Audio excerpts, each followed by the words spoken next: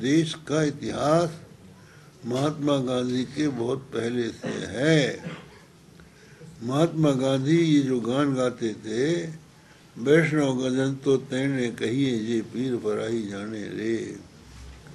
पीर पराई जानने वाला कोई देश पहले था कि नहीं था, ये बताओ मैं।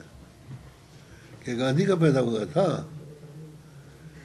क्या इस देश में राम नहीं हुए जिनका नाम वो लेते थे रघुपति राघव राजा राम? तो ये कहना पड़ेगा कि इस देश का प्राचीन इतिहास था, उसका अस्तित्व था, किसी व्यक्ति का उत्पन्न किया हुआ ये देश नहीं है। हम लोग भागवत में पढ़ते हैं कि ऋषभदेव के पुत्र भरत नाम के राजा हुए हैं, उनके नाम से इस देश का नाम भारत पड़ा है।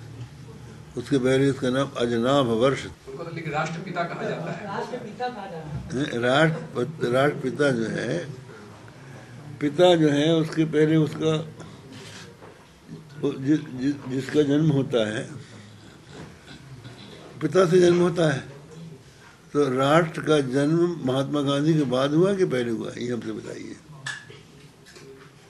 आप बताइए हमको, आप प्रश्न करके उत्तर दीजिए। अब ये बताइए कि महात्मा गांधी ने कहा था अंग्रेजों भारत छोड़ो, तो भारत था कि नहीं था? अगर ना होता तो छोड़ो कैसे कहते हैं? नहीं तो अगर आप उनको पिता मानते हैं तो महात्मा गांधी के बाद भारत हुआ, तो छोड़ने का सवाल ही नहीं है। तो वो एक पुत्र थे और अच्छे पुत्र थे।